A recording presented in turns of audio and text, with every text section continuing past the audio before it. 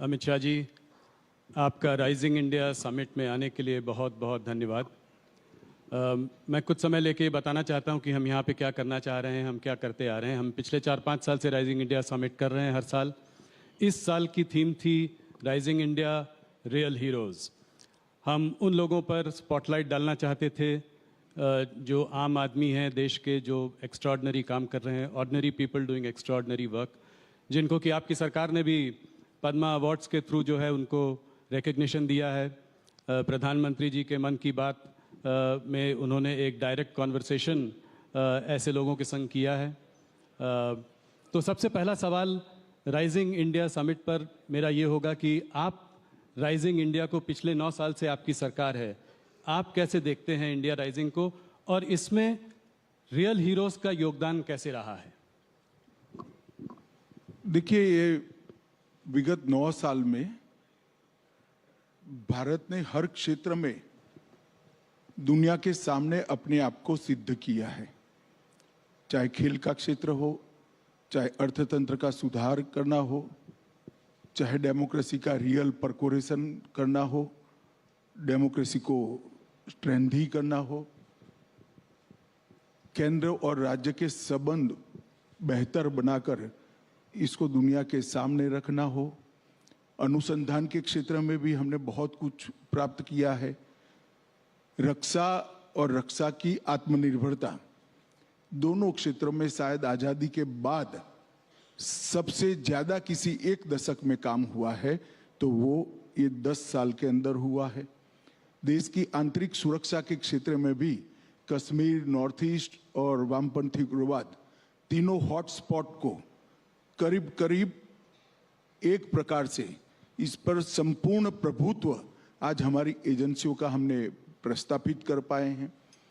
ढेर सारे क्षेत्रों में भारत ने बहुत अच्छा किया है और उसका 7 अर्थ में यश हर क्षेत्र में ग्राउंड पर परफॉर्म करने वाले सभी नागरिकों को जाता है। ये जरूर है कि ये तो पहले भी थे, परंतु व्यवस्था सुधरती है तब भी हौसले के साथ। जब रियल हीरोज आगे नहीं आते हैं तो ये परिणाम नहीं मिलता है। मुझे पूरा भरोसा है कि अब इस नींव पर मोदी जी ने जो हमारे सामने एक स्वप्न रखा है कि 2047 में जब देश की आजादी के 100 साल पूरे होंगे, तब विश्व में हर क्षेत्र के अंदर भारत नंबर 1 होगा, सर्वप्रथम होगा। इसको हम निश्चित ही सिद्ध कर पाएंगे। बहुत धन्यवाद आपका। सवालों का सिलसिला शुरू करता हूं। आपसे फिर कुछ महीनों बाद मुलाकात हो रही है और एक दिलचस्प समय पे मुलाकात हो रही है। चुनाव आ रहे हैं और सबसे बड़ा इस वक्त जो सबसे गर्म मुद्दा है वो है राहुल गांधी का मुद्दा। तो मेरा पहला सवाल होगा राहुल गांधी पर।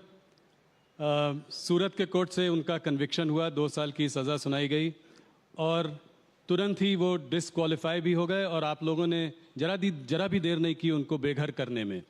तो इसको आप कैसे देखते हैं? क्या आपको लगता है कि इससे एक सिंपैथी का माहौल भी बन सकता है राहुल गांधी जी के लिए? देखिए राहुल जी, अगर आपने ये पूरे कानून को और सुप्रीम कोर्ट के जजमेंट को जरा स्टडी किया होता तो आप मुझे सवाल ही नहीं पूछते। मगर खैर, अच्छा ही हुआ पूछ लिया, क्योंकि बहुत बड़ी भ्रांति फैलाने का प्रयास कांग्रेसी नेता कर रहे हैं। मैं आपकी चैनल के माध्यम से समग्र देश की जनता को रियलिटी बताना चाहता हूं। हमारा जो कानून था, वो कानून में एक प्रावधान था कि किसी भी व्यक्ति को अगर 2 साल की सजा होती है तो 3 महीने का समय उसको मिलेगा अपनी सजा को स्टे कराने के लिए। सजा को स्टे कराना और दोष को स्टे कराना 2 अलग बात है। तो दोष को भी स्टे कराना है, सजा को भी स्टे कराना है जी। और हमारे कानून में प्रोविजन ही नहीं है कि जिस अदालत किसी भी व्यक्ति को 2 साल या उससे अधिक सजा करती है, वो दोष पर रोक लगा सकती है। कन्विक्शन स्टे नहीं हो सकता जी, सेंटेंस हो सकता है। अब एक lily Thomas versus union of India का जजमेंट आया है 2013 में। उस जजमेंट में सुप्रीम कोर्ट ऑफ इंडिया ने तय कर दिया कि 3 महीने आपको नहीं मिलेंगे, क्यों देना है? चुने हुए प्रतिनिधि कोई विशेष प्रायोरिटी क्यों एंजॉय करे? जिस क्षण से आपको सजा होती है उसी क्षण से आपकी सदस्यता रद्द हो जानी चाहिए। ये सुप्रीम कोर्ट का वर्डिक्ट है, 2013 का है, जब राहुल जी की माताजी के नेतृत्व में यूपीए चलता था। हम तो दूर दूर तक नहीं थे। अब ये जजमेंट आने के बाद हम तो आज भी सुधारना नहीं चाहते जजमेंट को, मगर कांग्रेस सरकार सुधारना चाहती थी क्योंकि वो लालू जी को बचाना चाहती थी। एक ऑर्डिनेंस लेके आए मनमोहन सिंह जी और इसको नॉनसेंस कर श्रीमान राहुल गांधी ने पूरे देश के सामने अपने ही सरकार के ऑर्डिनेंस को फाड़ दिया। अब उनके फाड़ने के बाद किसकी मजाल थी कांग्रेस सरकार में कि इस ऑर्डिनेंस को कानून में बदले, विड्रॉ कर लिया गया जी। आज अगर वो कानून होता तो वो शायद बच जाते, इतनी हाई तौबा नहीं करनी पड़ती। और दूसरी बात, उन्होंने अब तक अपने दोष पर रोक लगाने के लिए, कन्विक्शन पर स्टे लेने के लिए अपील भी नहीं की है। ये किस प्रकार की एरोगेंसी है? आपको फेवर चाहिए, आप मेंबर पार्लियामेंट बने रहना चाहते हो और अदालत के सामने भी नहीं जाओगे? ये किस प्रकार की एरोगेंसी है? कहां से जनरेट होती है ये एरोगेंसी? कहां से जनरेट होती है?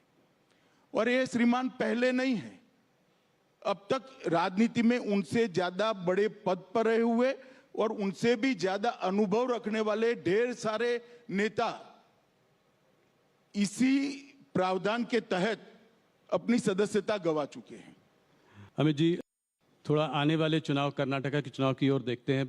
कुछ प्रदेश के चुनाव इस साल जो हैं बड़े चुनाव हैं, कर्नाटका, मध्य प्रदेश, राजस्थान, छत्तीसगढ़, और ये एक तरीके से 2024 के पहले एक सेमीफाइनल मैच है।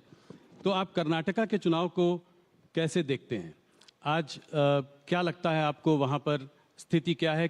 कितनी सीटें देते हैं आप? ये सवाल मैं हर बार आपसे पहले पूछता हूँ। देखिए, मैं कर्नाटक 9 दिन लगाया हूँ, चुनाव की घोषणा की पहले आज ही हुई है, और करीब करीब कर्नाटक के जो 5 क्षेत्र है, मुंबई कर्नाटक, कल्याण कर्नाटक, मैसूर, बेंगलुरु, इस तरह के जो 5 क्षेत्र है, 5 क्षेत्र में मैं जाकर आया हूं और 9 दिन तक डिटेल दौरा किया है। मैं आपको पक्का असेसमेंट कर रहा हूं कि हम निश्चित रूप से हाफ वे मार्क से काफी आगे रहेंगे।